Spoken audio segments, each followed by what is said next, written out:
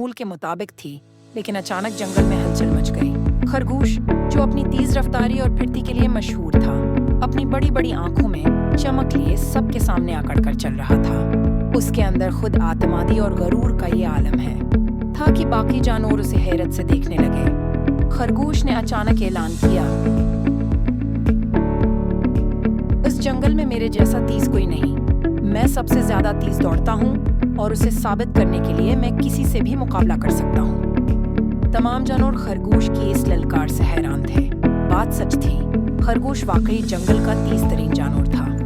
اس کی بات سن کر مجمع میں سے ایک آہستہ مگر مبہوت آواز ابھری، منس، میں تم سے دوڑ کا مقابلہ کرنے کو تیار ہوں۔ تمام جانور حیران ہو کر آواز کی طرف متوجہ ہوئے۔ یہ کچھوا تھا جس نے اتنی دھیمی اور متین آواز میں جواب دیا کہ کسی کو یقین ہی نہ آیا۔ خرگوش قہقہا لگا کر ہنسا، تم کچھوا مجھ سے دوڑ لگاؤ گے؟ یہ تو مذاق ہو گیا۔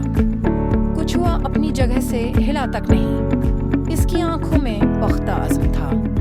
یہ مذاق نہیں، ایک چیلنج ہے، اس نے آہستہ آہستہ کہا۔ مجھے معلوم ہے کہ میں تیز نہیں ہوں، لیکن میں تم سے دوڑ لگانے کے لیے تیار ہوں۔ یہ بات سن کر جنگل کے تمام جانور حیران تھے۔ کچھوا، جو عام طور پر اپنی سست رفتاری کے لیے مشہور تھا، آج ایک ایسے دعوے کے ساتھ سامنے آیا تھا جس کی کوئی توقع نہیں کر رہا تھا۔ خرگوش نے یہ چیلنج قبول کیا، لیکن اس کے ہونٹوں پر ایک مسکراہٹ تھی، جیسے وہ کچھوا کو مذاق بنا رہا ہو۔ جانوروں نے اس سنسنی خیز دوڑ کے لیے جنگل کے ایک بڑے راستے کا انتخاب کیا جو کافی طویل اور پیچیدہ تھا۔ دوڑ شروع ہونے سے پہلے خرگوش کچھوا کے قریب آیا اور ہنستے ہوئے کہا، کیا تم واقعی سوچتے ہو کہ تم جیت سکتے ہو؟ تمہیں یہ دوڑ صدیوں میں بھی ختم نہیں کرنی۔ کچھوا نے مسکراتے ہوئے کہا، ہاں ہو سکتا ہے، لیکن دیکھتے ہیں کہ آخر میں کیا ہوتا ہے۔ دوڑ شروع ہوئی۔ خرگوش بجلی کی رفتار سے دوڑتا ہوا بہت آگے نکل گیا، جبکہ کچھوا آہستہ آہستہ اپنی ہی رفتار میں چلتا رہا۔ خرگوش کو اندازہ تھا کہ کچھوا اتنا پیچھے رہ چکا ہے کہ وہ آسانی سے آرام کر سکتا ہے۔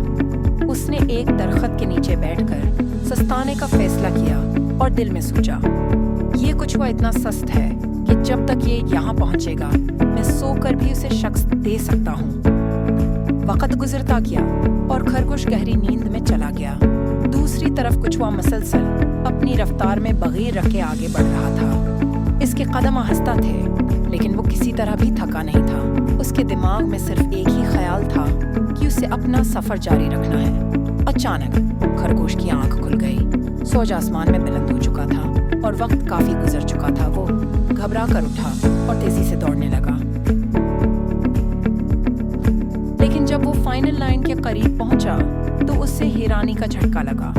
کچھوا پہلے ہی وہاں موجود تھا اور وہ آرام سے مسکرا رہا تھا۔ یہ کیسے ممکن ہے؟ خرگوش حیرت میں مبتلا ہو گیا۔ وہ کچھوا سے شکست کھا چکا تھا۔ جانوروں نے کچھوا کی ثابت قدمی اور صبر کی تعریف کی۔ کچھوا نے مسکرا کر کہا، یہی تو زندگی کا سبق ہے دوست۔ تیز دوڑنا اہم نہیں، مستقل مزاجی اور محنت سے ہی اصل کامیابی ملتی ہے۔ اس دن کے بعد جنگل کے تمام جانوروں نے سیکھا کہ کامیابی ہمیشہ رفتار سے نہیں بلکہ ثابت قدمی سے حاصل ہوتی ہے۔